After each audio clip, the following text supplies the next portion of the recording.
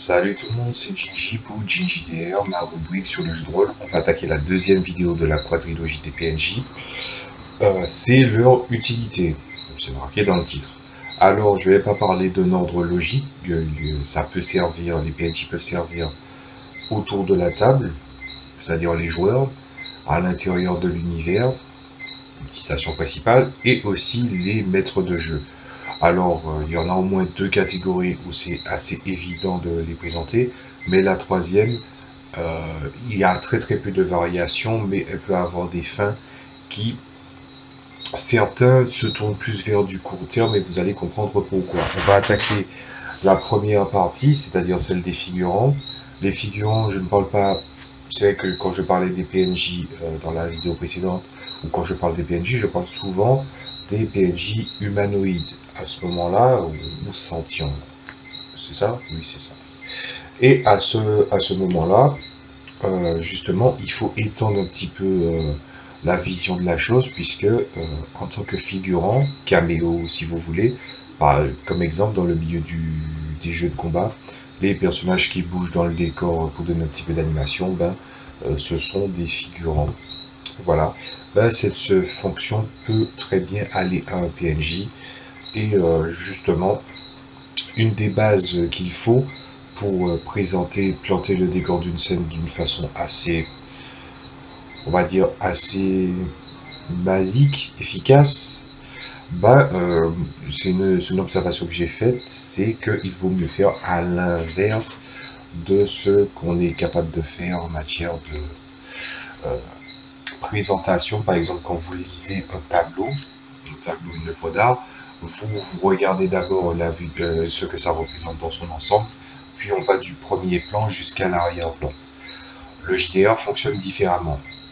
Entre l'arrière-plan, le décor, ensuite les différentes choses qui vont donner vie à ce décor, puis ensuite on vient à ce qui est vivant, ça peut être la végétation, ça peut être les animaux, puis on va aux humanoïdes.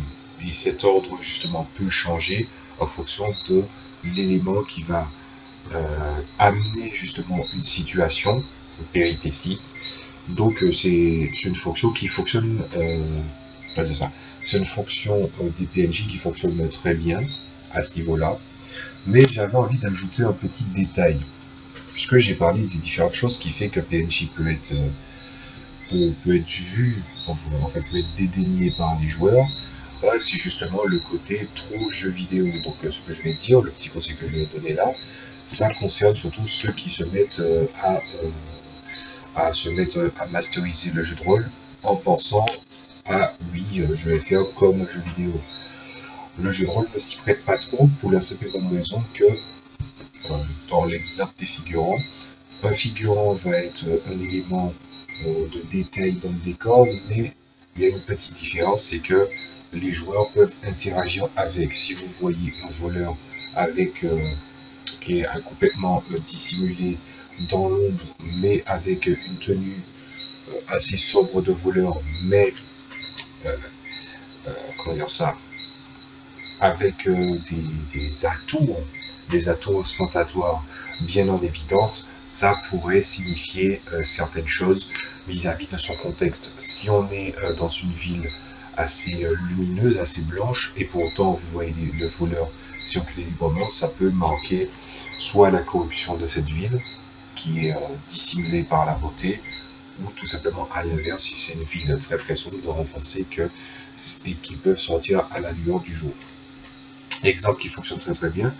Et si justement ils commettent un acte d'injustice, au moment où ils vont où ils vont justement être témoins de cet acte d'injustice, ils sont capables d'interagir avec l'environnement.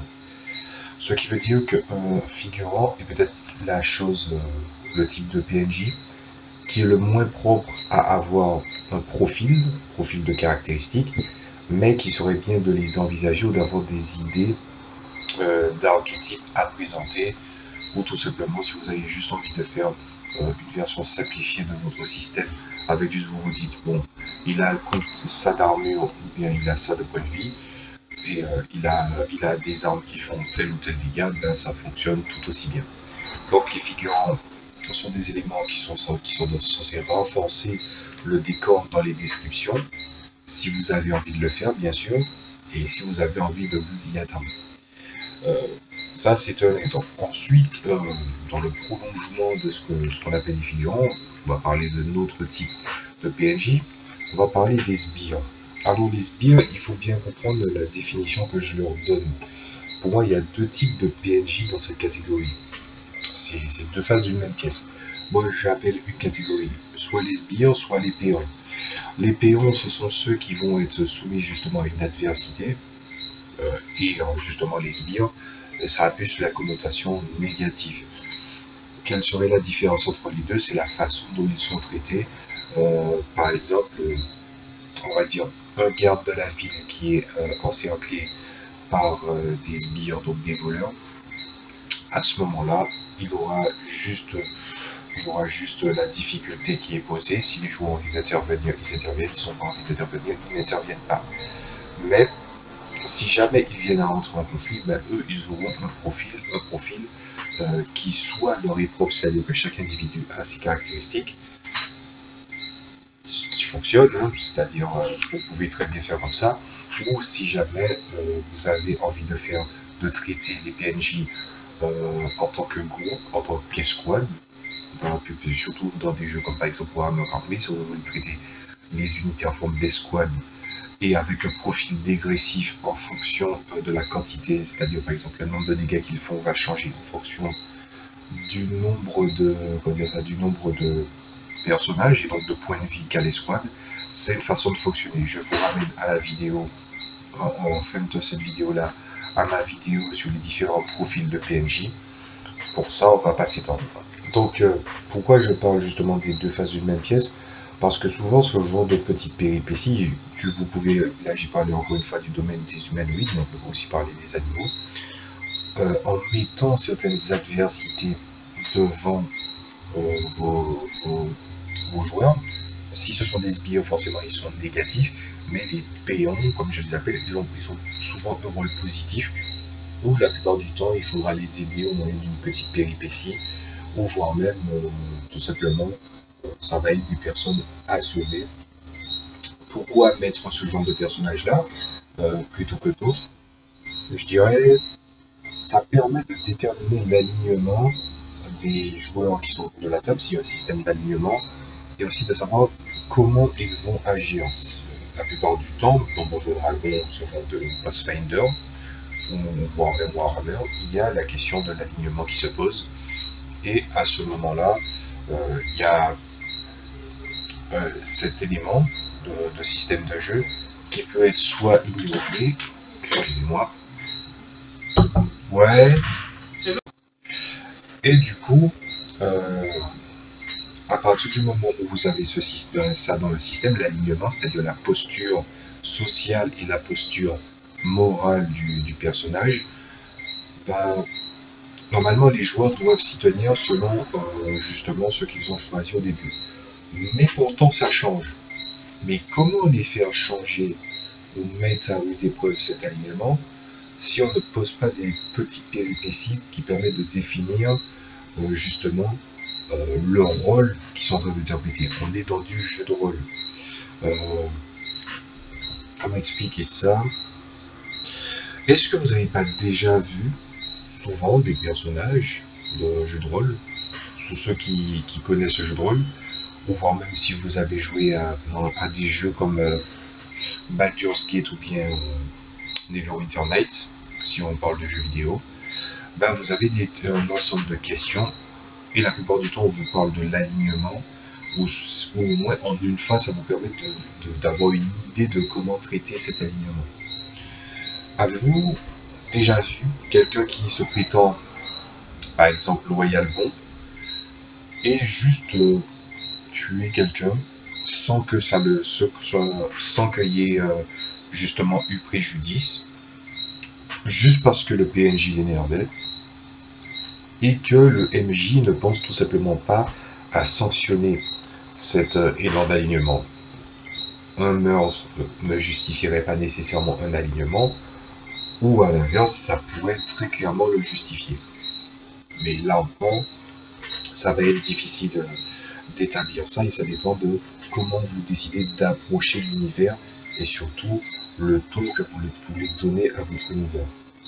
C'est-à-dire la posture de l'homme, de l'individu face aux différentes choses. Est-ce qu'il va être la personne qui va justement rentrer dans ce monde avec les mêmes préjugés, les mêmes pensées que n'importe quel PNJ qui vit là et qui se dit la vie est dure par exemple et que on a le droit de cabotiner dès qu'on le peut, ou tout simplement vous voulez mettre le côté héroïque en place et vous demandez aux joueurs de se placer vis-à-vis des dilemmes moraux qui leur seront présentés.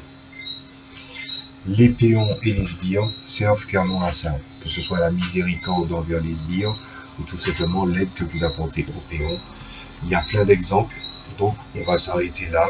Je pense que ça devrait suffire pour ces exemples. Alors ensuite, on a les persos importants. Alors les personnages importants, j'ai pas trop besoin d'en parler puisque c'est les personnages importants de l'univers que vous faites jouer. Si vous avez un livre de base et qu'il y a des personnages importants, ben, au pire vous l'apprenez par cœur et il y aura peut-être des règles vis-à-vis de ça. Par exemple, ces personnages-là sont importants et en fonction de ce qui vous est dit dans le texte, est-ce qu'il doit mourir ou est-ce qu'il doit être un peu immortel, ou voire même que vous devez broder autour de ce personnage. C'est à vous de voir. Comme j'explique, le livre de JDR font souvent 300 pages en livre de base, mais pourtant il y a pas mal d'informations qui sont laissées sans aucune réflexion ou réponse autour. Donc c'est à vous de gérer comme vous voulez. Mais les personnages importants se doivent d'être traités avec un minimum de doigté, surtout si vous jouez dans un univers où justement ces personnages importants sont profondément ancrés et sont des visages importants. Vous n'allez pas par exemple battre le Dark Vader, vous n'allez pas one-shotter le Dark Vader avant même justement qu'il atteigne l'étoile noire. Je n'aime pas trop Star Wars, mais je pense que cet exemple ça fonctionne très très bien. Un personnage, si important soit-il, se doit d'avoir une prestance où il doit être à ce poste pour des raisons assez particulières. Si c'est un roi qui est parvenu, mais dont on se fie plus à sa sagesse plutôt qu'à sa capacité martiale, forcément il sera entouré de gardes. Si c'est par exemple un grand conquérant comme le Dark Vader, comme j'ai pris comme exemple, forcément il sera très très dur à battre. Et à ce moment-là, pour les personnages importants, c'est juste, il faut que vous connaissiez le rôle qu'il a dans le monde, le rôle, votre façon de l'interpréter, et pour finir, la gestion de ses caractéristiques, de son profil, et surtout, comment est-ce qu'il fait quelque chose de fâcheux, comme par exemple sa mort, si sa mort n'était pas prévue, tout en étant cohérent avec l'univers. Alors la question du est-ce que ça veut dire que si ce personnage ne peut pas mourir, l'univers est scripté? Cette question peut se pose même très très tôt. Ma réponse c'est que si le personnage ne doit pas mourir, il ne doit juste pas mourir. Après, est-ce que ça veut dire que c'est du script? Je ne suis pas certain de ça. Qu'est-ce qui fait que scénario ou qu'un personnage est scripté à tout prix? Encore une fois, c'est sa place dans l'univers. Si vous avez en face de vous un univers que vous ne connaissez pas, ou qu'on vous présente un personnage qui n'est pas travaillé, rappelez-vous de ce que j'ai dit sur les origines du dédain, un personnage qui n'est pas travaillé, mais que le MJ aime, et que dans sa narration ça se sent, et que c'est seulement son seul avantage en fait, son seul atout, bah si finalement c'était un personnage qui était répréhensible et que finalement ses caractéristiques vous donnent raison à vous joueurs, c'est-à-dire qu'il n'est pas si important que ça, ou encore s'il arrive quelque chose à ce personnage-là sur un échec critique et que le sort s'acharne contre lui, évidemment il se passe quelque chose, c'est-à-dire que quand un MJ voudra justement éviter la mort de ce personnage à tout prix, vous allez le sentir. C'est comme son principe, je sais pas même si j'en ai parlé sur la chaîne, c'est comme si vous prenez des joueurs, 4 joueurs, et vous les séparez en fonction des... En fait, ils se séparent, mais en fonction de leurs attentes. C'est-à-dire qu'il y a un moment précis dans la narration où ils vont chacun de leur côté. Je crois que c'était dans la méthode du cône que je parlais de ça. Si finalement, de manière scénaristique, vous arrivez à prendre toutes les directions possibles, mais que vous avez l'impression qu'à force de tirer sur l'univers, vous arrivez quand même dans la même direction, un peu comme un principe physique, c'est-à-dire, imaginez que vous avez un élastique en forme de, avec un motif de carré, et que vous tirez de tous les côtés. Si vous tirez de tous les côtés, vous relâchez tout, l'élastique rebondit et c'est tout. Mais si vous tirez de tous les côtés et que vous voyez que ça va de gauche à droite sans aucune raison, et même pas dans l'ordre dans lequel vous retirez vos doigts, vous voyez qu'il y a un problème physique assez important. C'est ce qu'on va appeler la physique de la cohérence scénaristique. Voilà. Vous saurez quand un personnage est très très important et quand il est juste oui mais c'est mon personnage donc j'y tiens un peu. On y viendra d'ailleurs à cette petite question du PNJ qu'on veut protéger dans le numéro 4. Voilà. Alors, j'avais envie de raconter une petite histoire qui concerne les PNJ, puisque on se dit, ouais, mais est-ce qu'on va créer forcément tous les PNJ qu'on trouve dans l'univers ou dans le lieu où restent les personnages? Je vais prendre l'exemple de mon JDR.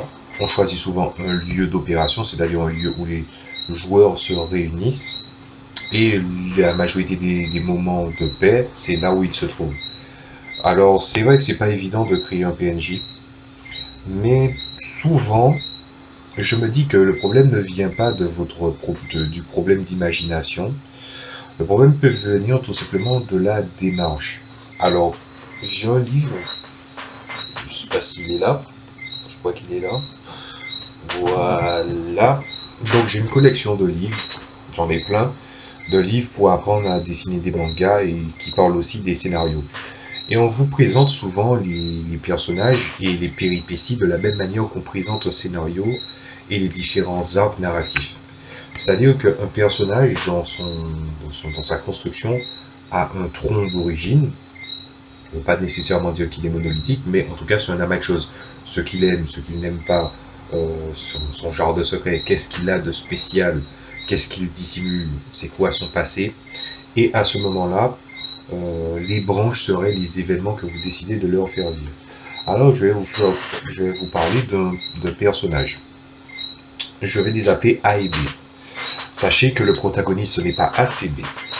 Alors, on est dans un univers qui est médiéval ou médiéval fantastique, et vous avez A et vous avez B. B et A, ils ont la même histoire, c'est-à-dire qu'ils ont les mêmes parents aimants, ils sont tous les deux issus de familles de fermiers, et les deux devaient hériter de la ferme, et justement, à défaut de partir dans un grand destin prévu pour eux, au moins leurs parents leur apprennent le métier agricole, tout en leur disant, au moins ça va te permettre de nourrir ta famille, et tu ne vas pas rester sans le sou. Façon de penser, on en pense qu'on veut, c'est pas grave. Et à ce moment-là, il se passe une fission. Le personnage A, il ne veut pas de cette vie. Le personnage B, non seulement il veut de cette vie parce qu'il n'envisage pas les choses autrement, mais c'est quelqu'un qui aspire à la tranquillité. Tandis que le personnage A, il choisit plutôt la vie facile, où il veut être riche, avoir les femmes, le pouvoir, donc un personnage comme on en voit beaucoup tous les jours. C'est pour ça que cet exemple, il fonctionne. À ce moment-là, le personnage B, il fait sa vie tranquille, mais le personnage A, il décide de quitter la ville après avoir piqué tous les sous de ses parents. Ses parents qui, même en étant aimants, ils se posent la question, est-ce qu'on l'a bien éduqué? Est-ce que finalement c'est nous qui lui avons mal appris la valeur de l'argent? Est-ce qu'il avait honte de nous? La question, on va la laisser sans réponse, mais le personnage A s'enfuit. Donc il voyage un petit peu, il ne va pas très loin, hein, parce que finalement c'est quelqu'un qui n'avait pas envie d'une vie agricole, donc personnellement il passe le plus de temps à voler et à faire des bêtises et à flâner, et finalement il tombe près d'un campement de bandits. Il se dit, ah ben c'est génial, sur le campement de bandits en construction. Il décide de rejoindre 9 bandits qui étaient là et qui commençaient à faire leurs affaires, à piquer quelques menus ressources, mais pour rejoindre le groupe de bandits, puisqu'il rien ne prouve qu'il en est capable, on lui dit de faire de mettre fin à quelque chose qui fera qu'il ne peut plus retourner en arrière. À ce moment-là, le personnage, il décide de retourner dans son village, d'amener les bandits dans son village, afin de piller les ressources, y compris les ressources de ses parents. Donc il retourne, sauf que petit problème, le personnage B, j'en ai pas trop parlé parce qu'il a fait sa vie et il s'en satisfaisait, donc il était tranquille. Sauf que le personnage B arrive en périphérie de la ville, et il voit les personnages arriver. Ils étaient 9, plus le personnage, ils sont 10. Alors le personnage qui aspire à la tranquillité connaît le personnage A, et il trouve que c'est un trou du cul. Justifié. Hein. À ce moment-là, il se dit, soit il essaie de raisonner son ami, soit il décide de ne rien entendre, et à ce moment-là, il va décider de défendre, puisque les miliciens étant très vieux, ils n'auraient aucun moyen de défendre vaillamment l'endroit. Le personnage B, il n'a pas chômé, il a travaillé, il a une vie agricole, il est bien bâti, il se dit, je vais tous les prendre avec une fourche. Et il ne va pas chercher à raisonner le personnage A. Il le défonce, le personnage A. Et les autres aussi. Et à ce moment-là, il se dit un truc, c'est qu'il ne veut pas seulement se battre pour sa tranquillité à lui, mais pour la tranquillité de tout le monde. Il a accumulé de l'argent au fur et à mesure du temps. Il a été récompensé par son village d'avoir défendu la ville vaillamment. Et avec cet argent, il décide de partir pour devenir milicien. Jusque-là, vous avez vu, c'est un embranchement de péripéties et comment ils ont décidé d'y répondre. Vous pouvez créer un personnage à partir juste de ce principe. Vous avez des choix, une infinité de choix, mais vous mettez des choix en fonction du contexte dans lequel ils sont. Mais je vais raconter un petit peu plus loin. Le personnage B a accumulé de l'argent, il voulait aller dans la grande cité au nord, afin d'apprendre le métier de milicien, de garde du corps, afin peut-être de garantir un avenir à ce village, puisque le gouvernement en place n'est pas capable de les défendre. Donc il y va, sauf que quand il rentre dans cette capitale aux allures blanchâtres, il se rend compte que tout y est corrompu.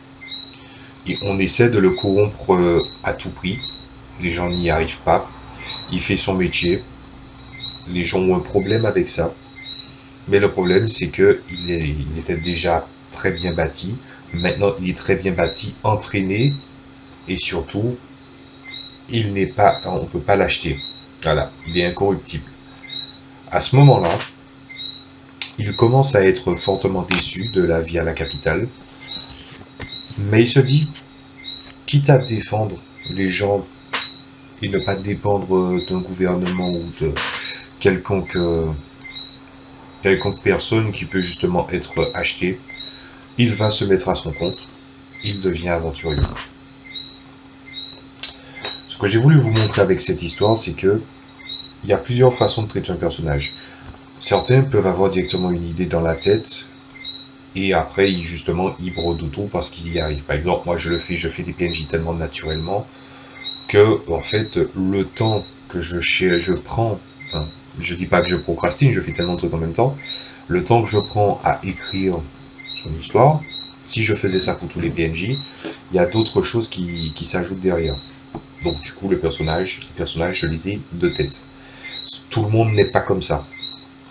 Donc la méthode avec l'herbe et les différents embranchements, ça fonctionne très très bien.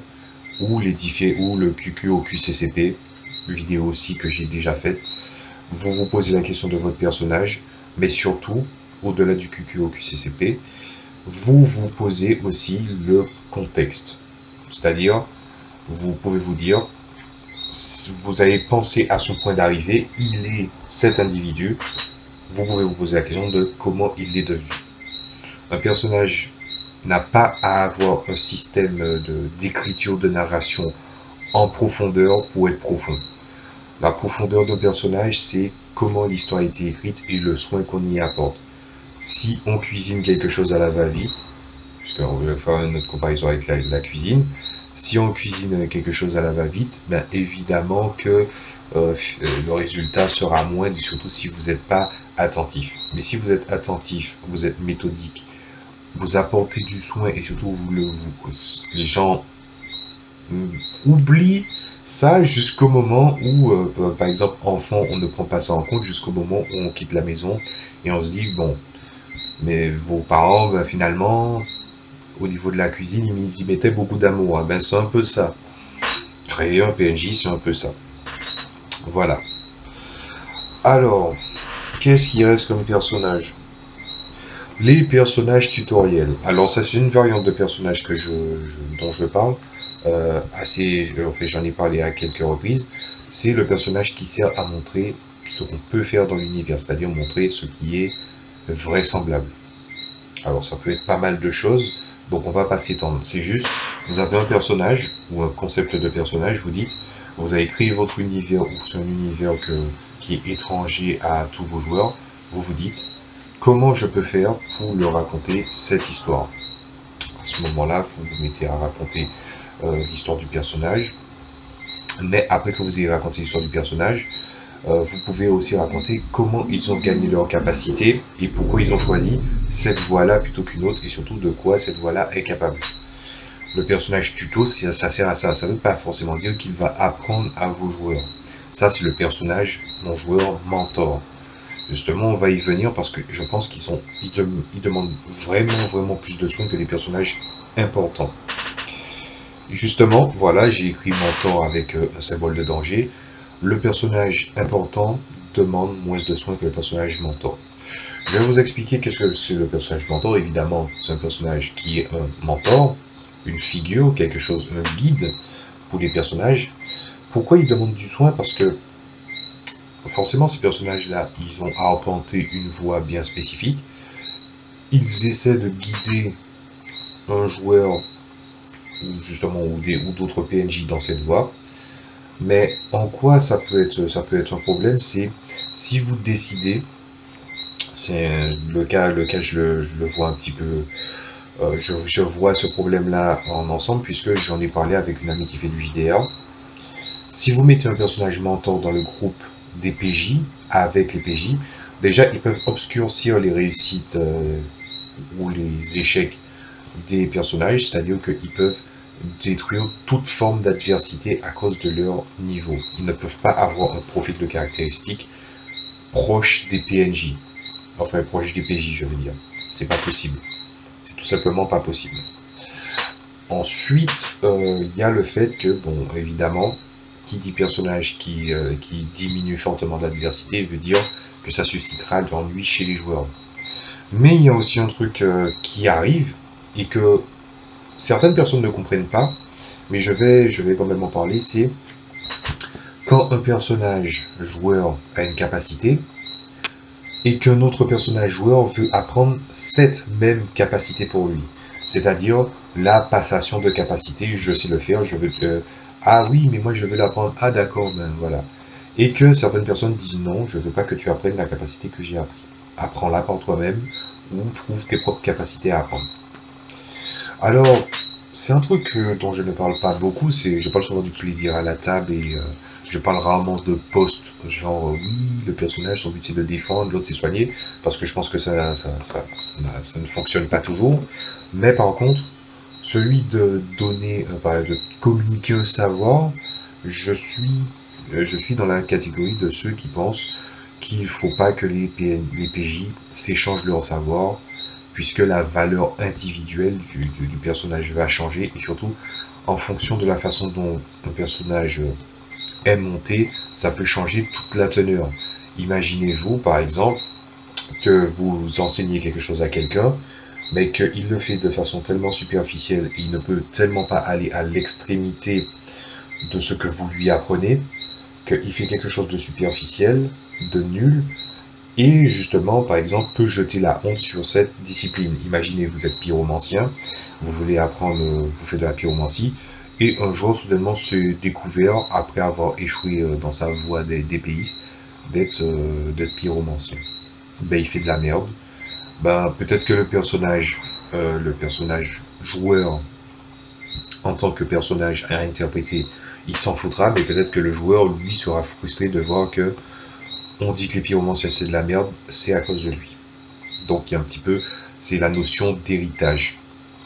On n'a pas envie forcément que des personnes qui sont mauvais ou qui tout simplement ne savent pas exploiter le plein potentiel de ce que vous leur apprenez, ben justement héritent de vos capacités. Ou tout simplement vous vous dites, c'est mon truc à moi, c'est mes décisions, c'est moi qui ai décidé d'aller sur cette voie. Que tu as échoué à peu près la même voie que moi, il n'y a pas de problème, mais par contre tu vas te démerder. Ça fonctionne tout aussi bien. Et il reste la dernière catégorie, ne vous inquiétez pas, je sais, c'est une vidéo assez longue. C'est la dernière catégorie de personnages, c'est le personnage non-joueur du MJ. Alors, j'ai parlé dans ma toute première vidéo il y a 1 an et 3 jours euh, du personnage joueur interprété par le MJ. Alors il y a plusieurs raisons à ça, c'est souvent les joueurs ils se disent ouais mais on n'est pas assez nombreux, on voudrait avoir un petit peu de sécurité, avoir un PNJ interprété par le MJ. Enfin quand je dis interprété par le MJ c'est comme si c'était un joueur, c'est une façon de voir les choses. La seule différence entre le personnage joueur interprété par le MJ et le personnage non joueur interprété par le MJ, c'est que vous pouvez faire en sorte de lui donner une fonction. Et justement, après cette fonction, vous pouvez lui donner justement des dispositions différentes. Par exemple, vous pouvez faire en sorte que ce personnage-là a des caractéristiques qui sont en dessous de la moyenne et qu'il ne meurt pas. Ou tout simplement un personnage qui décide d'initier, de montrer à vos joueurs la voie à suivre et par exemple de mourir dans des circonstances horribles et lancer un scénario ou tout simplement justement lancer un scénario. On va s'arrêter là. Je crois que j'ai donné une liste assez, je dis non exhaustive, mais en vrai, j'ai dû donner plusieurs exemples et plusieurs façons d'utiliser, donc c'était assez long. Désolé pour ça d'ailleurs. On va se retrouver pour la 3e vidéo où on va parler justement des PNJ, mais juste une vidéo qui est basée sur une seule réflexion. Donc je vous dis à la prochaine fois pour la partie 3 de Jinji DR sur la quadrilogie PNJ. Salut à tous.